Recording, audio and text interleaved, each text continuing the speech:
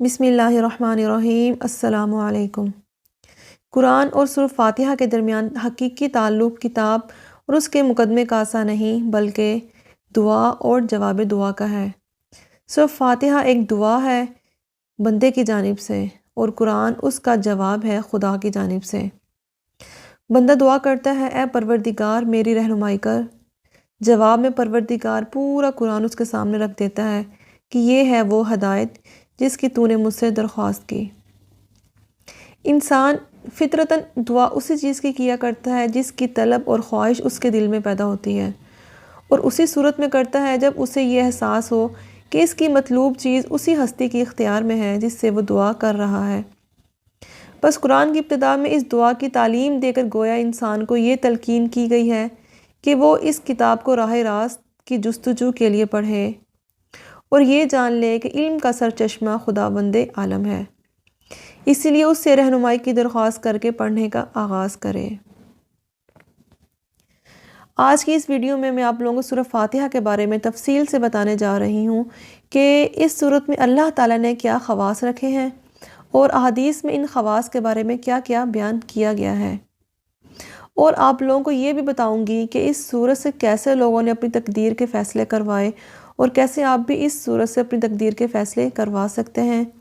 یہ ساری معلومات آج کی اس ویڈیو میں آپ لوگوں کو دوں گی۔ اس بارے میں جاننے کے لیے میری آپ لوگوں سے التماس ہے کہ میری ویڈیو کو انت تک ضرور دیکھیے گا، اور اگر آپ لوگوں انسپریشنل اسلام کی ویڈیو پہلی بار دیکھ رہے ہیں اور ابھی تک میرا چینل سبسکرائب نہیں کیا تو میرے اس چینل کو سبسکرائب کر کے بیل نوٹیفیکیشن آن کر دیں تاکہ میری ہر آنے والی نئی ویڈیو کی نوٹیفیکیشن آپ لوگوں کو مل سکے۔ امام نسائی رحمۃ اللہ علیہ روایت کرتے ہیں کہ ابن عباس رضی اللہ عنہ بیان کرتے ہیں کہ ایک دن جبرائیل علیہ السلام نبی کریم صلی اللہ علیہ وآلہ وسلم کے پاس بیٹھے ہوئے تھے۔ انہوں نے اوپر کی جانب سے ایک چرچراہٹ کی آواز سنی۔ حضرت جبرائیل علیہ السلام نے کہا کہ یہ ایک آسمان کا دروازہ ہے جو آج کھولا گیا اور آج سے پہلے کبھی نہیں کھولا گیا، اور اس دروازے سے ایک فرشتہ نازل ہوا۔ تو حضرت جبرائیل علیہ السلام نے کہا یہ فرشتہ جو زمین کی طرف نازل ہوا ہے یا آج سے پہلے کبھی نہیں نزول ہوا۔ اس فرشتے نے آ کر سلام کیا اور کہا آپ صلی اللہ علیہ وآلہ وسلم کو دو نوروں کی بشارت ہو جو آپ کو دیے گئے ہیں، ایک نور سورہ فاتحہ ہے اور دوسرا سورہ بقرہ کی آخری آیتیں ہیں، ان میں سے جس حرف کو بھی آپ پڑھیں گے وہ آپ کو دے دیا جائے گا۔ دوستو، سورہ فاتحہ کی فضیلت میں حافظ نور الدین رحمۃ اللہ علیہ فرماتے ہیں کہ ابو زید رضی اللہ عنہ بیان کرتے ہیں کہ میں نبی کریم صلی اللہ علیہ وآلہ وسلم کے ساتھ مدینہ کے کسی رستہ پر جا رہا تھا۔ آپ صلی اللہ علیہ وآلہ وسلم نے ایک شخص کی آواز سنی جو تہجد کی نماز میں ام القرآن یعنی سورہ فاتحہ پڑھ رہا تھا۔ نبی کریم صلی اللہ علیہ وآلہ وسلم کھڑے ہو کر اس سورت کو سنتے رہے حتیٰ کہ اس نے وہ سورت ختم کر دی۔ تو آپ صلی اللہ علیہ وآلہ وسلم نے فرمایا قرآن میں اس کی مثل کوئی چیز نہیں۔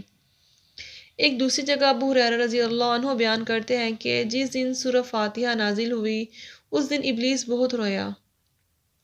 دوستو، یہ بات سب کو معلوم ہے کہ ابلیس کو اللہ تعالیٰ نے بڑے علم عطا کیے تھے، لیکن اس نے تکبر کیا جس کی وجہ سے اللہ کی نافرمانی کا شکار ہو گیا اور وہ ملعون ہو گیا اور اس پر اللہ تعالیٰ کی پھٹکار ہوئی۔ تو اس نے اللہ سے کہا کہ میں تیرے بندوں کو ورغلاؤں گا، جبکہ اللہ نے اپنے بندوں کو سورہ فاتحہ کی برکات عطا کر دی۔ تو شیطان کو سخت تکلیف ہوئی کہ اس کی محنت جو وہ بندوں کو گمراہ کرنے میں کرتا ہے وہ تو اس سورت کی برکت سے رائج گاہ چلی جائے گی۔ اسی وجہ سے جب یہ سورت نازل ہوئی تو شیطان سر پکڑ کر بیٹھ گیا اور رونے لگا کہ اب وہ امت محمدیہ کو کیسے بھٹکائے گا۔ کہتے ہیں ابلیس 4 مرتبہ رویا، جب اس پر لعنت ہوئی، جب وہ زمین پر بھیجا گیا، اور جب نبی کریم صلی اللہ علیہ وآلہ وسلم کو نبی بنایا گیا، اور جب سورہ فاتحہ نازل ہوئی جو ابلیس کی راہ میں سب سے بڑی دیوار ہے۔ سورہ فاتحہ ایک دعا ہے جو خدا نے ہر انسان کو سکھائی ہے۔ کہتے ہیں جب بندہ سورہ فاتحہ نماز میں پڑھتا ہے تو اللہ تعالیٰ ہر آیت کا جواب عرض کرتا ہے، جس کے بارے میں تفصیل اس حدیث میں یوں بیان کی گئی ہے۔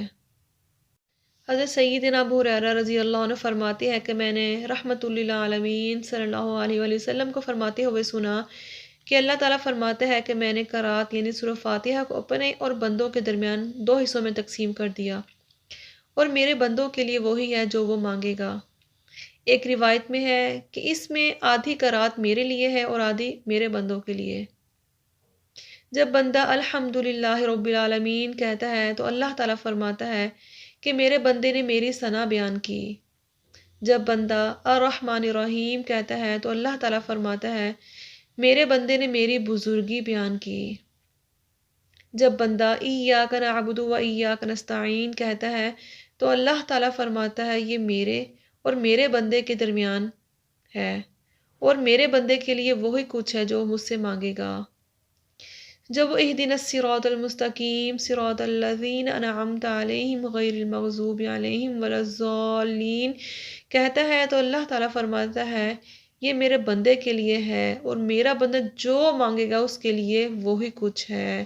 سبحان اللہ۔ یہ ہے سورہ فاتحہ کی فضیلت۔ حضرت انس رضی اللہ عنہ فرماتے ہیں کہ ایک مرتبہ نبی پاک صلی اللہ علیہ وآلہ وسلم سفر کے دوران ایک جگہ اپنی سواری سے اترے تو قریب ہی ایک اور شخص بھی سواری سے اتر گیا۔ نبی کریم صلی اللہ علیہ وآلہ وسلم اس کی طرف متوجہ ہوئے اور فرمایا کیا میں تمہیں قرآن مجید کے افضل حصے کے بارے میں نہ بتاؤں؟ اس نے عرض کیا یا رسول اللہ صلی اللہ علیہ وآلہ وسلم ضرور بتائیں۔ تو آپ صلی اللہ علیہ وآلہ وسلم نے الحمدللہ رب العالمین کی تلاوت فرمائی۔ حضرت ابو سعید بن مولا رضی اللہ عنہ سے مروی ہے کہ میں نماز پڑھ رہا تھا اور آپ صلی اللہ علیہ وآلہ وسلم نے مجھے بلایا، میں نے کوئی جواب نہ دیا۔ جب نماز سے فارغ ہو کر میں نبی کریم صلی اللہ علیہ وآلہ وسلم کی خدمت میں حاضر ہوا تو آپ نے فرمایا اب تک کس کام میں تھے؟ میں نے کہا یا رسول اللہ میں نماز میں تھا۔ تو آپ صلی اللہ علیہ وآلہ وسلم نے فرمایا کیا اللہ تعالیٰ کا یہ فرمان تم نے نہیں سنا؟ یا ایہا الذین آمنوا استجیبوا للہ وللرسول اذا دعاکم لما یحییکم، اے ایمان والو اللہ کا رسول جب تمہیں پکارے تو تم جواب دو۔ آپ نے فرمایا میں تمہیں مسجد سے نکلنے سے پہلے بتا دوں گا کہ قرآن پاک میں سب سے بڑی سورت کون سی ہے۔ پھر آپ نے میرا ہاتھ پکڑتے ہوئے جب آپ نے مسجد سے نکلنے کا ارادہ کیا تو میں نے آپ کا وعدہ آپ کو یاد دلا دیا۔ تو آپ صلی اللہ علیہ وآلہ وسلم نے فرمایا سورت الحمدللہ رب العالمین یہی وہ قرآن عظیم ہے جو مجھ کو دیا گیا۔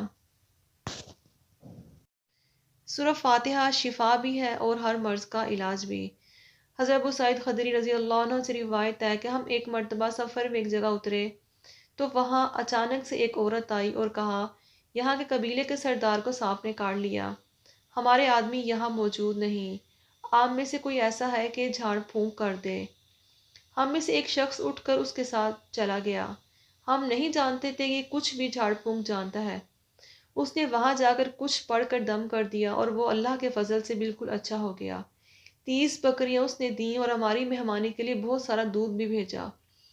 جب وہ واپس آئے تو ہم نے پوچھا کیا تمہیں جھاڑ پھونک کا بھی علم تھا؟ اس نے کہا میں نے صرف سورہ فاتحہ پڑھ کر دم کیا ہے۔ ہم نے اس سے کہا کہ اس آئے ہوئے مال کو بھی نہ چھیڑو، پہلے نبی کریم صلی اللہ علیہ وآلہ وسلم سے مسئلہ پوچھ لو۔ ہم نے مدینے میں آ کر نبی کریم صلی اللہ علیہ وآلہ وسلم سے اس کا ذکر کیا۔ آپ صلی اللہ علیہ وآلہ وسلم نے فرمایا اسے کیسے معلوم ہوا کہ یہ پڑھ کر دم کرنے والی صورت ہے؟ تو سورہ فاتحہ ہر مرض کا علاج بھی، ہر بیماری سے شفا بھی۔